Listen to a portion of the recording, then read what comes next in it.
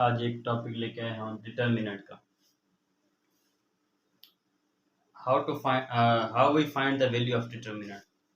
सबसे पहले किसी भी मैट्रिक्स को डिटर्मिनेंट मालूम करने के लिए एक बात याद रखें कि हमारे पास मैट्रिक्स स्क्वायर होना चाहिए। कोई भी स्क्वायर मैट्रिक्स होगा तो हम उसका आसान तरीके से डिटर्मिनेंट ले सकते हैं। आज हमने 3x3 मैट्रिक्स दिया है, कोई भी डिटर्मिनेंट है, इसकी वैल्यू फाइंड करते हैं। कैसे फाइंड करेंगे? बिल्कुल आसान तरीके से। डिटर्मिनेंट को हम सिंबलाइज करते हैं कि एब्सोल्यूट वैल्यू में किसी भी डिटर्मिनेंट का नेम को रखेंगे। किसी भी डिटर्मिनेंट के नेम को हम एब्सोल्यूट वैल्यूज में रखेंगे तो हमें, या मॉड्यूलस में रखेंगे तो डिटर्मिनेंट शो करता है हमारे पास। सबसे पहले कैसे हम इसकी वैल्यूज फाइंड करते हैं? सबसे पहले फर्स्ट नंबर उठाएंगे जो हमारे पास है 2, वो मल्टीप्लाई करेंगे इन दोनों के साथ। अब जब फर्स्ट नंबर उठाएंगे तो वो रो और वो कॉलम, उस दोनों को टच नहीं करेंगे हम। बाकी की क्रॉस मल्टीप्लिकेशन करेंगे। 6 मल्टीप्लाई बाय 10 60 हो जाएगा, माइनस 9 मल्टीप्लाई बाय 7 63। अब उठाएंगे सेकंड नंबर। सिग्नेचर हमारे पास साइन जो होगी वो अल्टरनेट होगी। फर्स्ट हमारे पास प्लस की है तो सेकंड हमारे पास माइनस की जाएगी। माइनस के आगे उठाएंगे सिंबल 3 मल्टीप्लाई। अब हम क्या करेंगे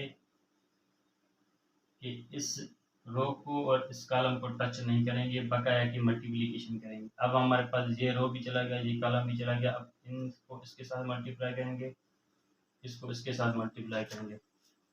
5 मल्टीप्लाई 10 50, माइनस 8 मल्टीप्लाई 7 56। अब हम क्या करेंगे कि फर्स्ट रो का सेकंड नंबर उठाएंगे, लास्ट नंबर उठाएंगे। अब सिंबल यहाँ पे माइनस की आ गई तो यहाँ पे आ जाएगी प्लस की। ये है 4 मल्टीप्लाई बाय, इस रो को और इस कॉलम को टच नहीं करेंगे, बकाया रिमेनिंग की मल्टीप्लिकेशन। ये यहाँ पे मल्टीप्लाई होगा, यहाँ पे मल्टीप्लाई।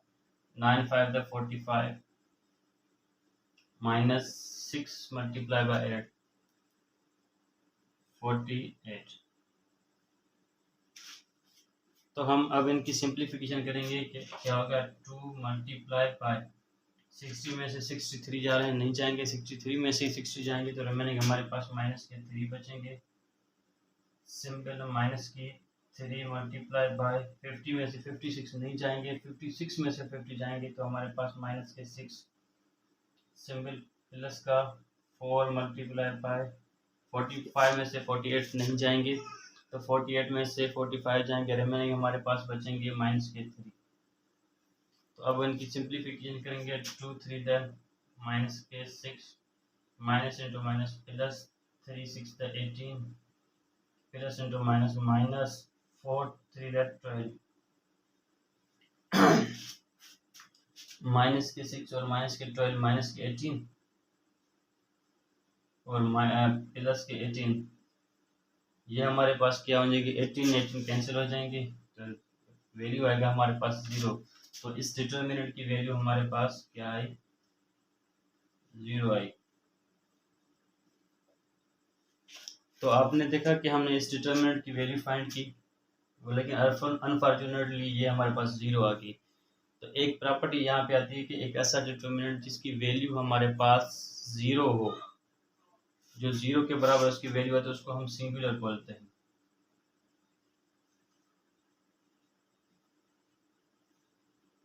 इसको हम सिंगुलर डिटर्मिनेंट या सिंगुलर मैट्रिक्स बोलते हैं।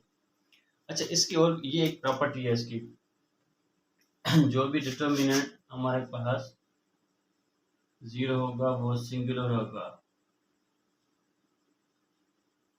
और जो हमारे पास 0 नहीं होगा वो नॉन सिंगुलर होगा।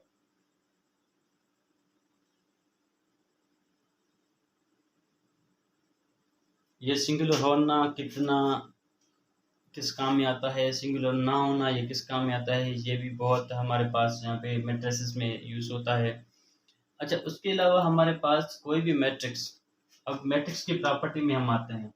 तो मैट्रिक्स की प्रॉपर्टी हमारे पास है, कोई भी मैट्रिक्स में कोई एक रो जो है ना, या एक रो या एक कॉलम आइडेंटिकल हो। लेट्स सपोज हमारे पास कोई भी मैट्रिक्स है, यहाँ पे हमने लगा दिया 2 2 और 2, ये हमारे पास आइडेंटिकल है, यानी कि इसमें जो एलिमेंट हैं वो सारे एक जैसे हैं, तो ये मैट्रिक्स भी हमारे पास सिंगुलर होगा,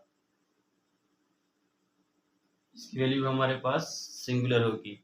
यानी कि जब कोई एक रो या एक कॉलम आइडेंटिकल होगा तो हमारे पास ये मैट्रिक्स भी जीरो हो जाएगा। जहाँ कोई रो या कोई कॉलम जीरो होगा, यानी कि उसमें एलिमेंट सारे जीरो होंगे, वो भी हमारे पास सिंगुलर होगा।